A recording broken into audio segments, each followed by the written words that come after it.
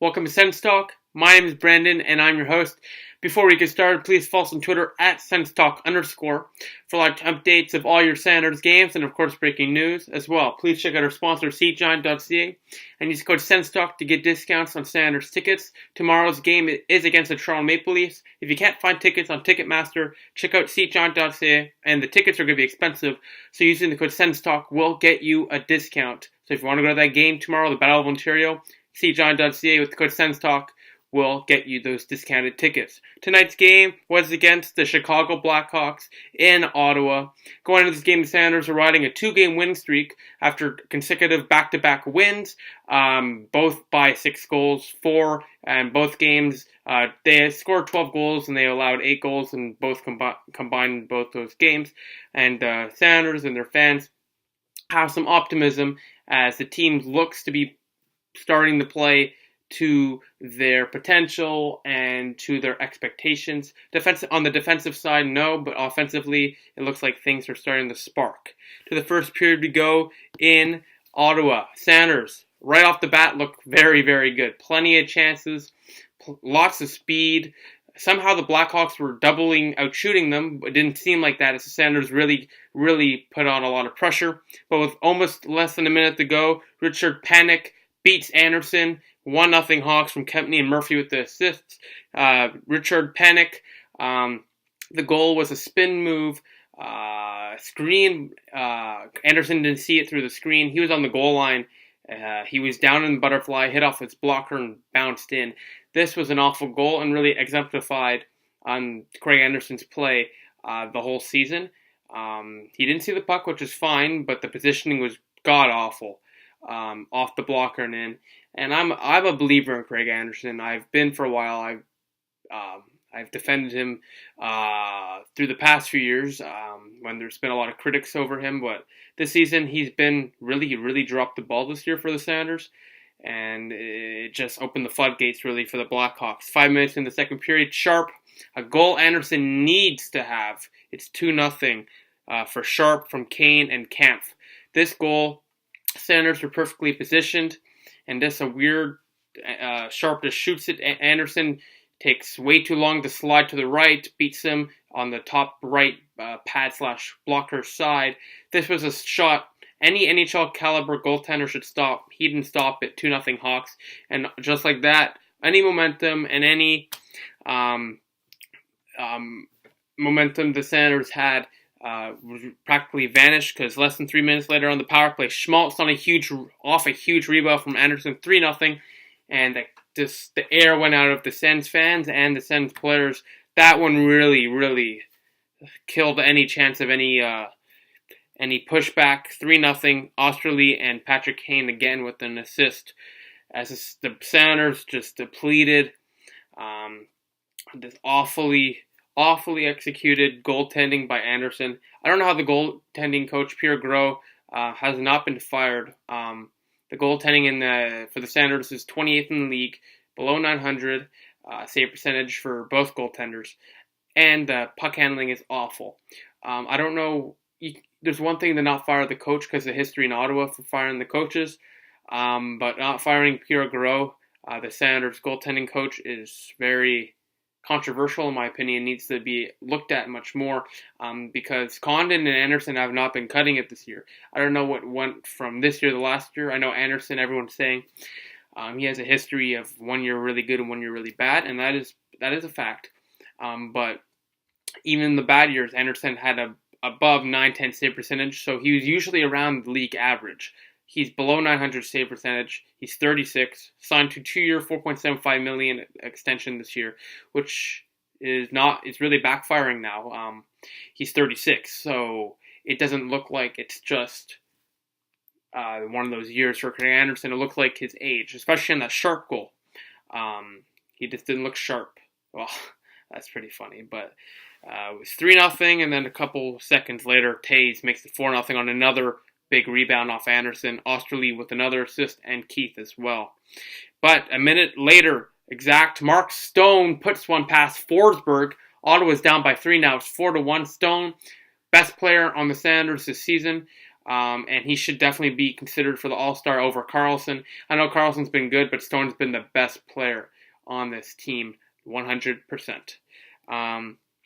6 minutes later, though, Stone shoots it on net. A deflection goes off Brassard's chest and in. Ottawa suddenly has life. It's 4-2. Brassard's 12th of the year, assisted by Mark Stone and Cody Ceci.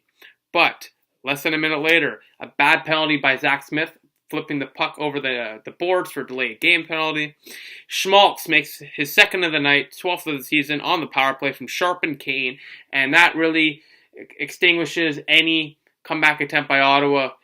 This one was deflating again. Any momentum Sanders were trying to create after those 2 goals was gone. Schmaltz 5-2.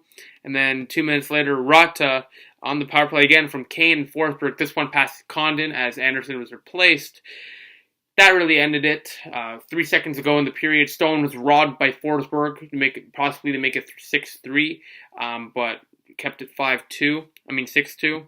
That was the first time since 96, I believe, or 2001, it was one of those two, that the Senators allowed 5 goals at home in the second period. So that really shows you the way the Senators season has gone on so far. To the third period we go, 3:25 in, Taves with the second of the night, assisted by Hinostroza. And I really can't analyze this. I really don't know, and I really don't care. It's the same thing over and over again. Either bad puck bounces, either bad defense lapses, or either just bad and putrid goaltending. It's the same thing over and over again. Taves gets his seventh of the game for the Hawks, and then 8 minutes later, Kane gets the 8th of the night. Condon can't stop it. Power play goal again. The power play tonight for the Hawks was insane. Keith and Schmaltz with the assists on Kane's 18th of the year. And really, this game, the 41st game of the season, the official midway point of the season for the Senators, really exemplifies what the season has been. The goaltending lets the team down, deflates them. Defense tries to stop the offense coming from the other way, and this game, before the second or third goal, they really were playing well. Don't look at the shots, but they were not high chance shots, and the offense was looking good. And then the bad goals start to pour in, they can't make a save, and the goals just pour on, and the confidence dwindles away. That's really exemplified what the season has been so far, and the TSN and whatever is saying that the Senators scouting meeting or whatever is in the upcoming week, and I agree with them. They need to look at goaltending options. Marcus Hogberg is a year or two away. He looks good. He looks like he's going to be a good starter in the NHL, which is good for us, but that's 2 years away. And with Carlson potentially leaving after next season, you need a goalie. And I don't know, I haven't looked at options around the league, but there certainly are options that you can make via trade. But no one's going to take Anderson or his contract or his age.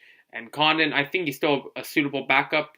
But Anderson's really surprising this year, considering the fact of how well he played last year for the Senators and how well he played with the Senators during that playoff run. Really kept the Senators alive. And same with Condon, where Condon, that 20-game stretch, where he saved the Senators season, it's really baffling to see how the Senators goaltending is the reason they are not where they should be, how they're not performing. It is really baffling, I'm not going to lie. The goaltending has let them down largely this year, and it's a extensive reason why they're so out of it for the playoff race. The power play tonight for the Hawks went 4 for 6. That 6th power play was their third and fourth liners, because John Quenville, he's a classy guy for the most part, and he wasn't going to put his top line out there, so I had to stick tap to that. Shots with 43-27, the Hawks. And the 3 stars of the game were all Hawks. You can take a look. Taves was the second star with Kane with 5 points with the first. Sharp with the third star with the 2 points.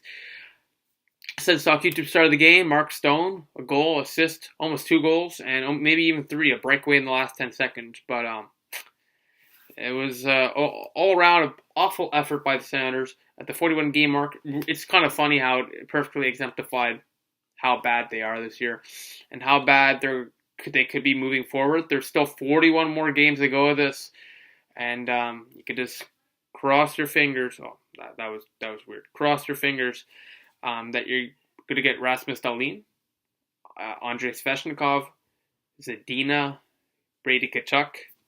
These are names that would make me feel much better if we got them. We're currently, for sure, a top 5 pick, and you could just take a look at the scouting, maybe even draft a top goalie in the second round, third round with their high draft pick.